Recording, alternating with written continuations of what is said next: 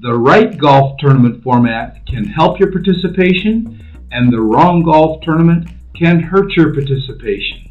Hello everyone, welcome to the GTAA and the Golf Tournament channel. My name is Phil Mordino, and we have one simple mission here at the GTA, and that's to help you produce a better golf tournament. For over 30 years, we have worked with thousands of golf tournament planners around the world. We hear what works and we hear what doesn't work. So our job is to bring that information to you, to give you tools and tips on helping you produce the best golf tournament possible.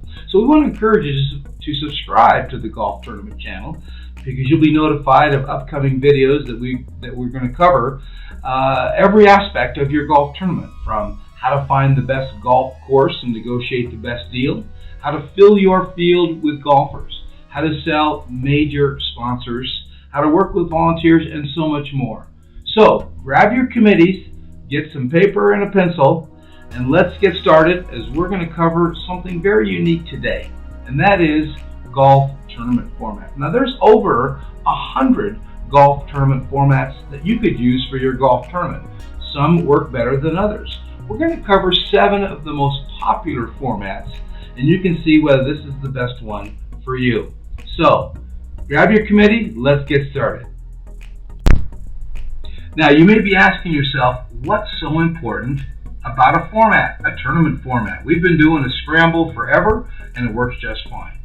And if it is working, you don't necessarily need to change it, but you do need to know the pros and the cons, because the right format can help your participation and the wrong format can hurt your participation.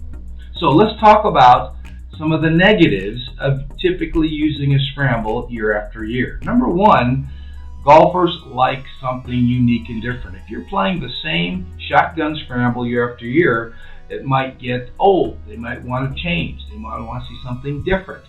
And the second thing is that more advanced golfers do not like Scramble. They want to play their own golf ball, and a Scramble does not allow them to do that. But let's cover a Scramble. Let's decide whether this is the right format for you. A shotgun Scramble is great for charity events, and as I mentioned, 90% of events are using it, and it really works well for especially the golfer who's not very advanced, or someone who doesn't play very often. See, we think all golfers are serious golfers, and typically 90% of golfers only play 4 to 6 times a year, so they're not serious golfers. But a Scramble works great for them. This is how it works. You have 4 golfers on a team, and each one of these golfers hits their drive off the tee box. They pick the very best drive of the 4. The other 3 pick up their ball and drop it where that best drive is. Then the 4 golfers hit the ball again. Out of those 4 shots, they pick the best one. The other 3 pick up, drop it there, and hit again. This formula is followed throughout the whole hole. Usually results in a good score, and it's perfect for golfers who don't golf very often, because it takes the pressure off of them having to play a good shot every time. They're part of a team that's going to end up with a good score. So Scrambles are actually great for beginner golfers, great for charity events, and if yours is working, keep on going. But there's some other formats that we want to talk about today. Probably the most second popular format out there is called the best ball. Now this format's a little bit better designed for golfers who play more often, because typically they want to play their own golf ball. It can still be a team event, and it still can be done for charity, but you see more corporate outings using a best ball, or men's groups or women's groups. And it works like this. You have 4 people on a team, and they all hit their own ball each shot throughout the hole. And then at the end of the hole, you can either take the best score of the 4 or add up all 4 scores. So this is called the best ball. Still ends up typically in a good score, but it allows the more advanced golfer to play their own ball. So a best ball format is great for charities, but also a lot better for corporate outings, building a team. Now you may be saying, well, Phil, what if we have some beginner golfers, and what if we have some advanced golfers? Then what's the best format to use? Well, we recommend a modified Scramble. This takes a little bit of both, and allows the beginner golfer to feel safe, but the advanced golfer to kind of play their own ball. And it works like this. It's still a 4-person team where they all hit the drive off the tee box. They pick the very best drive. Typically that's the hardest shot to hit. The other 3 pick up their ball, drop it there, and then each golfer plays their own ball the rest of the way in.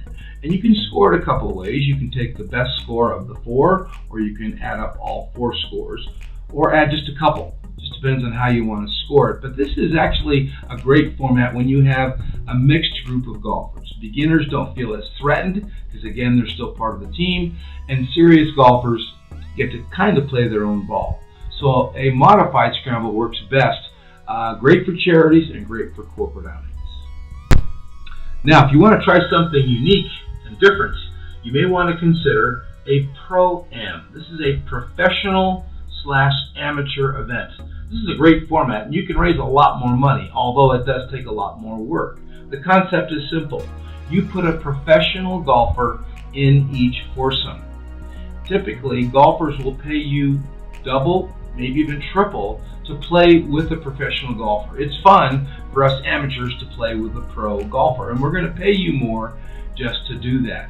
To get a local pro, it's not too difficult. Just get a list from the PGA in your state, and typically they work at a golf course, and on their day off they would love to play in your event. You may want to pay them a little bit just to cover their time, but you're going to make up that difference because you're going to charge double or triple for your registration fees. But a ProAm is a really fun format, and it's unique and different, and you can raise a lot more money.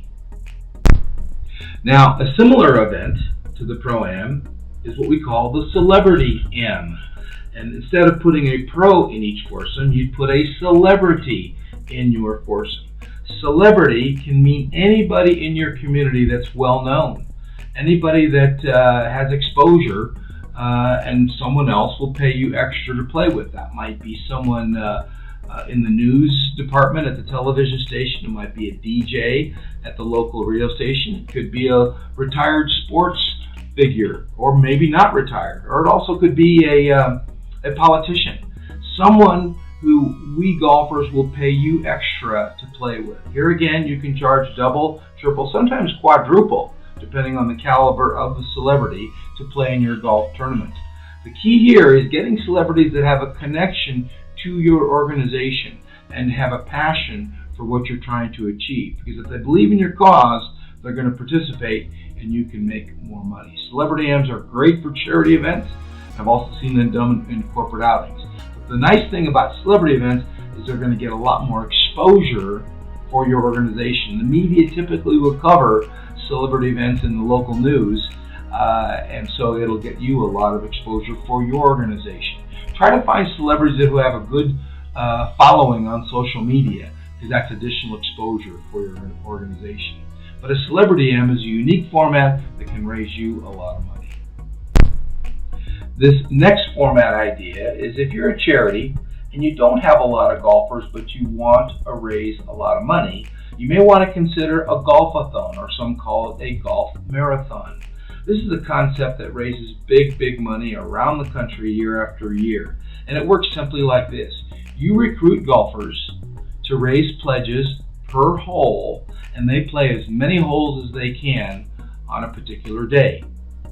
The perfect scenario is you would reserve the golf course the whole day just for your group. So there's no restrictions for the golfers, and they can play as fast as they can. A typical golfer will go to their friends and their neighbors and raise $1, $2 per hole in pledges.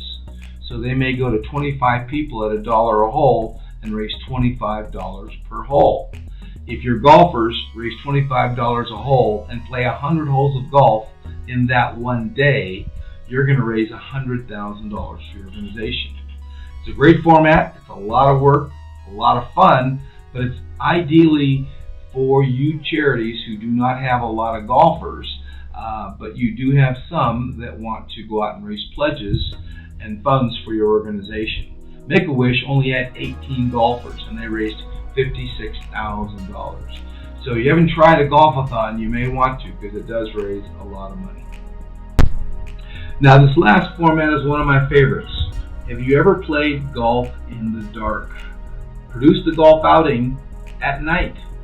This is called night golf. I love this format. It's typically 9 holes of golf in the dark. It's played with glowing golf balls and glow sticks that line the fairway, a glow stick that you line up on the flag and in the golf hole. It's a unique experience for golfers, and what I love about this format is anybody can play. So it broadens your field. It invites everyone in your industry or your community. You can do it as a fundraiser, you can do it as a corporate outing, but it's a lot of fun, great networking, and unique and different. So consider playing night golf. So that's just 7 format ideas. Remember, there's over 100, and the right one works better than the wrong one for your organization.